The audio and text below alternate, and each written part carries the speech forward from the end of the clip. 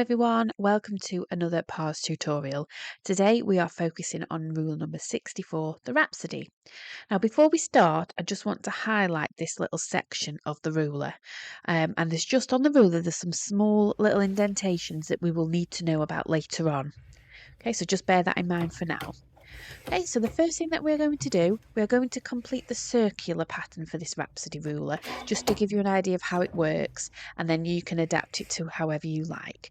So we are going to start at the bottom swirl, and we are going to sew that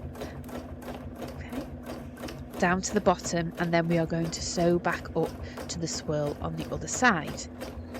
Okay, so this ruler, there's a lot of curves in this, so I would recommend putting your speed setting quite low to start with until you get used to it, and then you can obviously increase that as and when you feel confident.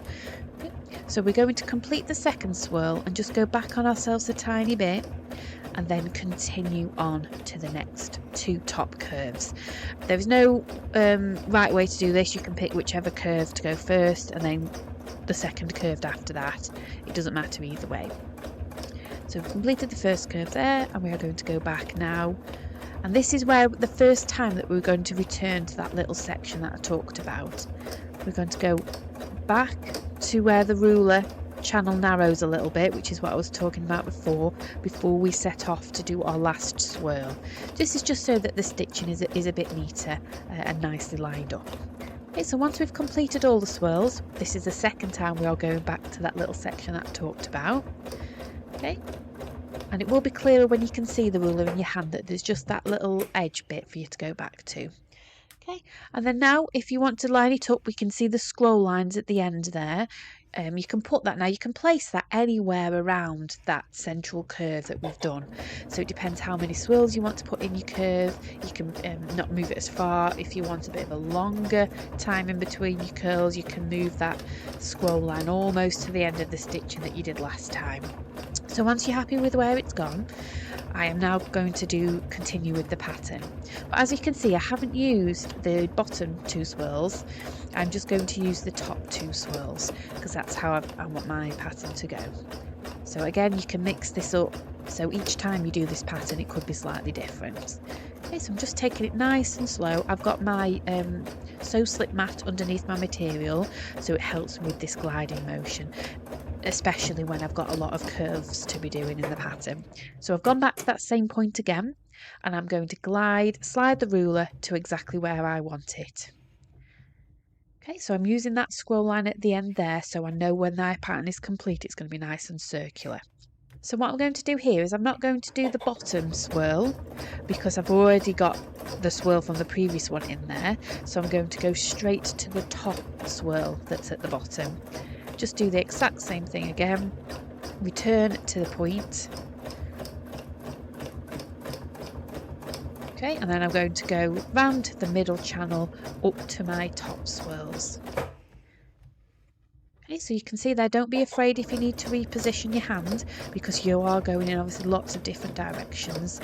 So you need to feel comfortable that you've got a nice grip on there, a nice steady grip to control the ruler and the material. Okay, so you can see the little bit there now I'm going to return to, how there's a very slight little point. That's the bit that I'm talking about that we're returning back to make sure that our stitching is nice and lined up. Okay, so I'm going to do the top one again, return to that point, and then reposition the ruler. So as you can see, there is a rhythm to it, and it's nice and easy and simple to follow for this particular one. So I am using this Rhapsody here as a single ruler, but it also does combine with the other two Rhapsody rulers, the Rhapsody Plus and the Rhapsody Encore. So I will do a separate video for that to show you how they all work together, but it does work perfectly fine as an individual ruler as well. So again, I've moved it round. I only need to do 3 of the swirls out of the 4 because of the previous pattern. Okay. So it's the exact technique again. And you can see how beautiful these curves are and how it all matches up lovely for for if you've got a big space on your quilt, smaller space. You could do lots of these together. You don't have to go around in a circle if you wanted these, as a nice long line for a border.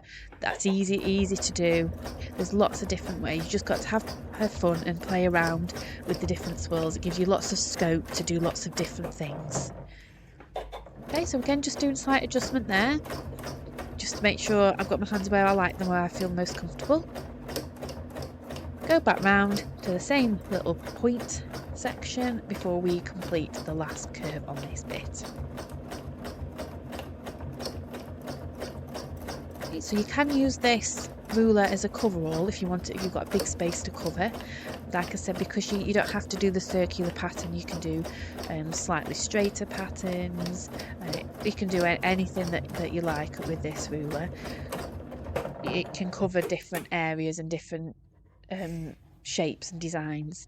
Okay, so this is the bit now where this is my last section, so I want it to join up. So you can decide how many different swirls you want to join up, or if you just wanted to do the straight, the curve in the middle, just to join it up if you felt like you've got enough of the swirls already.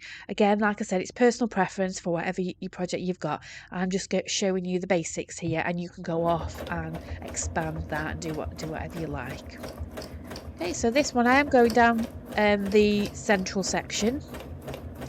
And I'm just going to tail off and put one last curl on just for that little bit of extra.